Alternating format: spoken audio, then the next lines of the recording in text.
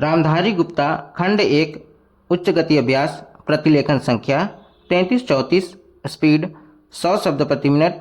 Ready start. उपाध्यक्ष महोदय, वर्तमान वित्त अधिनियम सदन के सामने प्रस्तुत है। इस बिल पर मुझे बोलने के लिए आपने समय दिया, इसके लिए मैं आपका आभारी हूँ। इस बिल का एक विशेष महत्व इसलिए भी है कि यह संकट काल में पेश हुआ है। चीन ने हमारे देश पर हमला किया, देश पर संकट आया, राष्ट्र को चुनौती मिली और इस चुनौती को हम सब ने स्वीकार किया, जिसके लिए पैसे की आवश्यकता हुई। इसको वित्त मंत्री ने बड़ी कुशलता से देश के अंदर और देश के बाहर से जुटाया। इस बिल का महत्व इसलिए भी है कि हमारी पंचवर्षीय योजना के मध्य में ही यह बिल आया है। देश में बड़ी बड़ी योजनाएं अभी अधूरी हैं, जिनका पूरा होना देश के लिए बड़ा आवश्यक है। इसके लिए भी बहुत बड़ी धनराशि चाहिए। देश पर संकट आया और देश जागा। कोने कोने से लोगों ने पैसा और सोना दिया और अपने लड़के तक फौज में दिए। इस देश में किसानों और गरीबों का जो वर्ग है, उसने भी दिल खोलकर इसमें सहयोग दिया। उसके बाद जो उन पर अधिक बोझ कर के रूप में पड़ रहा है या अनिवार्य बचत योजना के रूप में पड़ रहा है, उसको भी वे खुशी खुशी सहन करने को तैयार हैं। परंतु वे सरकार से भी कुछ चाहते हैं। वे चाहते हैं कि उनकी जो गाढ़ी कमाई का पैसा है, खून पसीने का जो पैसा है, वह व्यर्थ के कार्यों में न जाए और उसका सदुपयोग हो।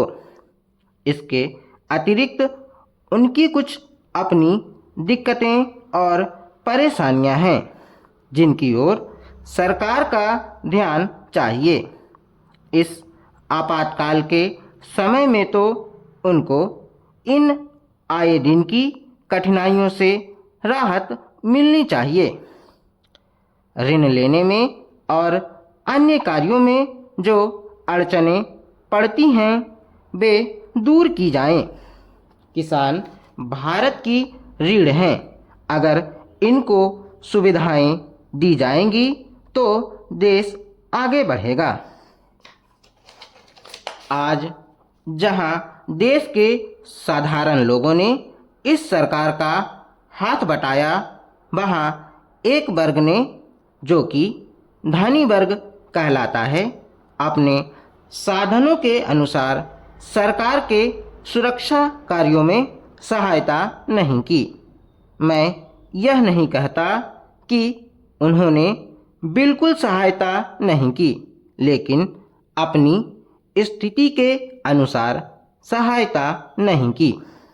जहाँ तक योजनाओं का संबंध है, इस देश को समृद्धशाली बनाने के लिए योजनाओं पर काफ़ी काम हो रहा है।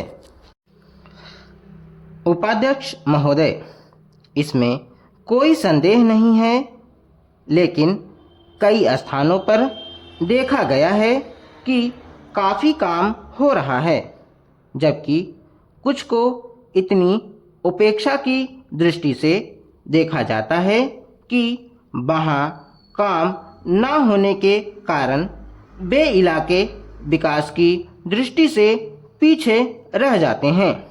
मैं उत्तर प्रदेश का उदाहरण आपके सामने रखना चाहता हूँ। वहाँ पर चाहे उद्योग धंधों की योजना हो या किसी अन्य विकास के विषय में हो, दूसरे राज्यों की तुलना में वहाँ बहुत कम काम हो रहा है और वह पिछड़ता ही चला जा रहा है। माननीय अध्यक्ष महोदय, इस विधेयक के संबंध में इस सदन के इधर के बैठने वाले लोगों ने बहुत सी बातें कही हैं।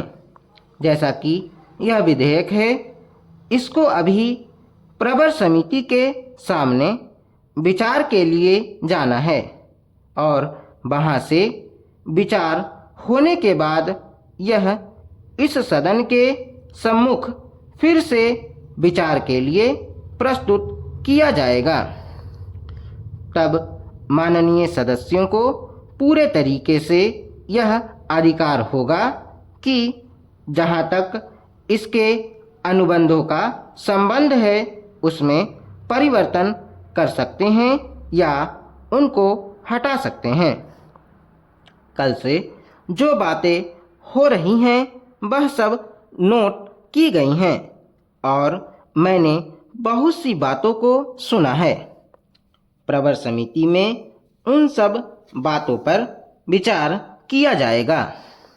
बहुत से माननीय सदस्यों ने इस तरह की बातें कही हैं, वह बहुत आवश्यक मालूम हुई हैं और जैसा कि मैंने कहा है कि उन पर विचार किया जाएगा।